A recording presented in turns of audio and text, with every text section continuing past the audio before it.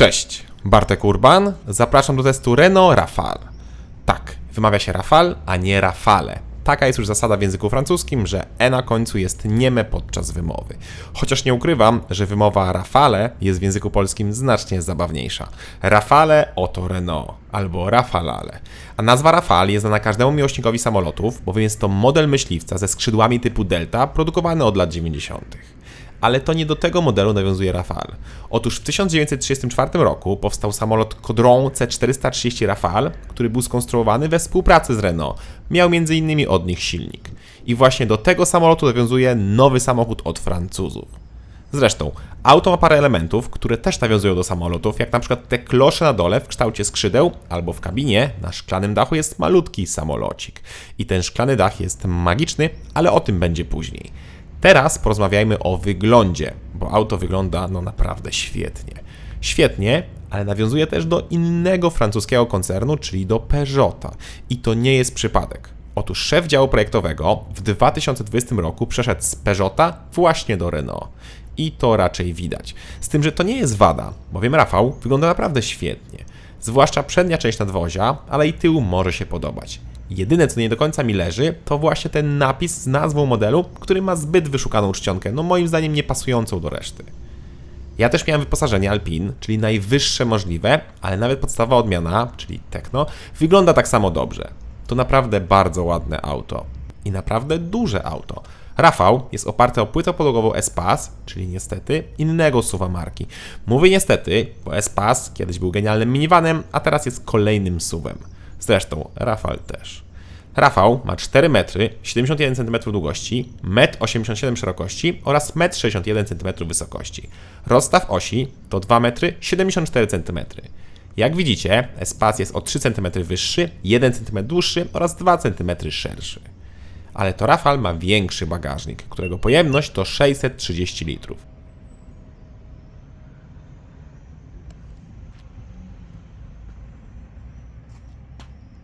Na pierwszy rzut oka tego nie widać, ale jak podniesiemy podłogę, to okazuje się, że jest tam jeszcze dużo miejsca.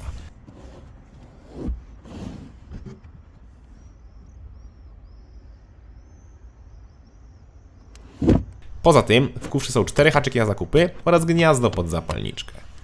Kufer można też oczywiście powiększyć poprzez położenie tylnego oparcia, co robimy z poziomu samochodu. Niestety, po złożeniu jest bardzo duży uskok i nie ma płaskiej podłogi. Wskakujemy na tył. Tutaj miejsca jest naprawdę bardzo, ale to bardzo dużo i to zarówno na nogi, jak i na głowę. A nad głową mam szklany dach. I to opcjonalny szklany dach magiczny, czyli taki o zmiennej przezroczystości. Działa to na zasadzie ciekłych kryształów, których cząsteczki przemieszczają się w wyniku działania pola magnetycznego. Tak jak mówiłem, magia. I mamy 4 różne pozycje tego dachu. Fajny bajer i faktycznie działa. W upalne dni nie jest aż tak bardzo gorąco. Jest nieco cieplej niż z roletą, ale nie gorąco. Jednak wciąż wolałbym zwykłą roletę, bo wtedy można na przykład zrobić, że w aucie jest nieco ciemniej. Ten szklany dach to opcja za 7000 zł. Rafale ma jeszcze jeden fajny bajer, jakim jest bardzo rozbudowany podłokietnik z tyłu, który ma poza schowkiem i miejscami napoje obracane trzymadełka na telefon czy tablet, a także i złącza. To jest naprawdę pomysłowe.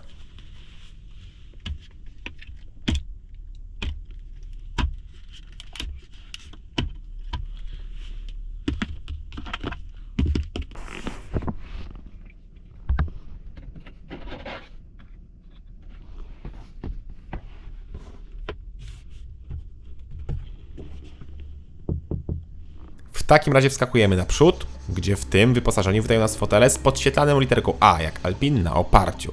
A same fotele są wygodne, mają wystarczające trzymanie boczne oraz są wystarczająco miękkie. Są oczywiście w pełni elektryczne, ale tylko w opcji. W podstawie są manualne.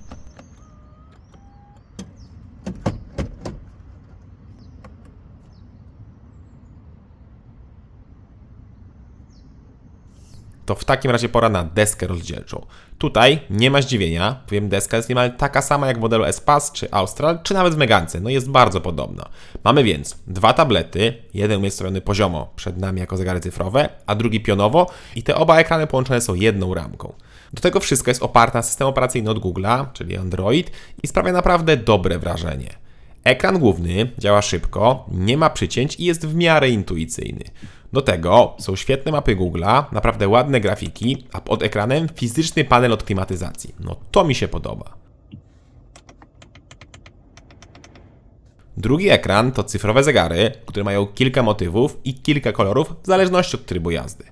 Widoki są raczej takie nowoczesne, brakuje takich klasycznych okrągłych motywów, ale na szczęście te co są, no są w miarę czytelne i pasują do tego auta. Cyfrowe zegary obsługujemy z kierownicy, na której przyciski wyglądają jakby były dotykowe, ale tak naprawdę to jest chyba taka duża płytka z fizycznymi przyciskami.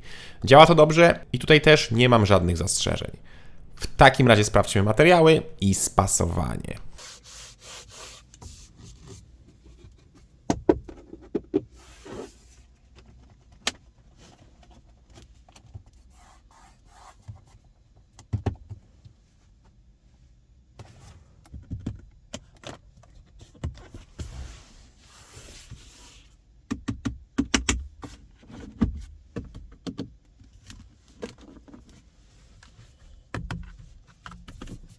I tutaj ponownie, bardzo ładnie, niemal nic nie skrzypi, podczas jazdy jest absolutna cisza, spasowanie jest bardzo dobre, a razi mnie jedynie, dużo piano black.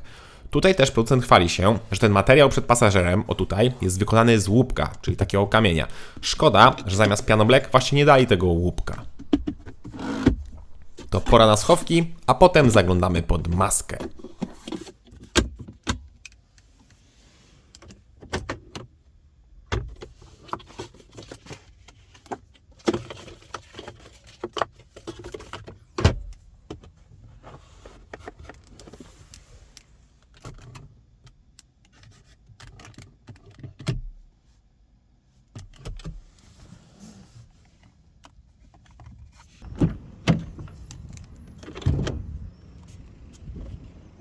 A pod maską, niestety, tylko jeden wariant silnikowy, czyli to samo co w S-Pass. Mamy 3-cylindrowy silnik turbo 1.2 połączony z silnikiem elektrycznym, co daje nam łącznie 199 koni. Spalinówka ma 130 koni, dalej mamy silnik elektryczny o mocy 68 koni i generator o mocy 34 koni. Łączna moc układu to 199 koni. Tak ten silnik brzmi.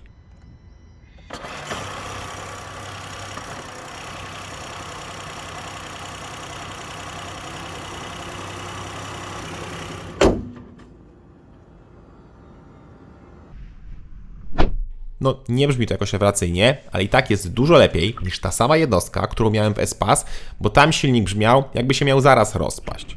Albo to wreszcie poprawili, albo ja tam miałem jakiś ferelny egzemplarz. Tak więc mamy niemal 200-konną hybrydę, która katalogowo powinna robić setkę w 8,9 sekundy i jest ograniczona do 180 km/h.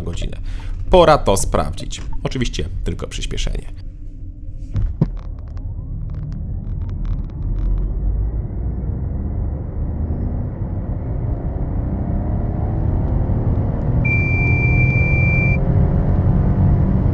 Wynik to 9 sekund, czyli niemal dokładnie to, co deklaruje producent. I nie jest to jakiś rewelacyjny czas jak na 200 koni, ale odczucia z jazdy są bardzo pozytywne. Po pierwsze, silnik elektryczny ma wystarczająco mocy, żeby nas lekko pchnąć przy ruszaniu, co jest bardzo miłe.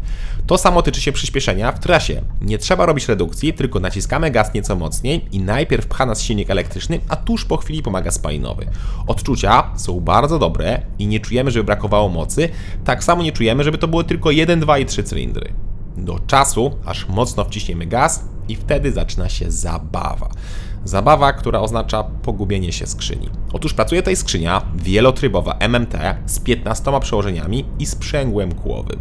I niestety skrzynia potrafi lekko szarpać, tak samo jak i potrafi się mocniej zawahać.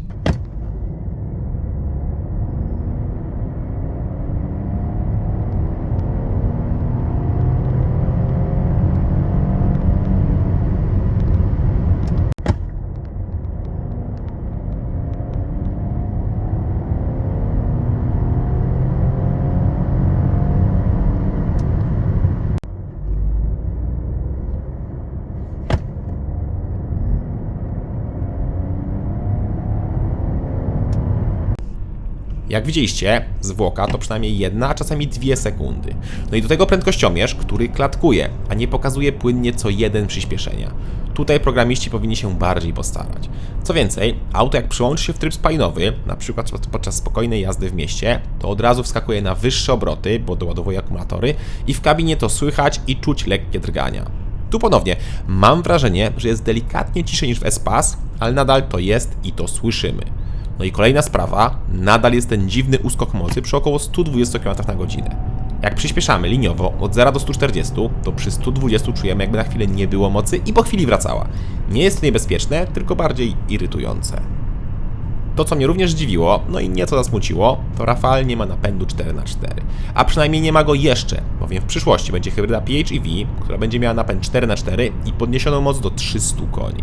Ale póki co, ta wersja tego napędu nie ma.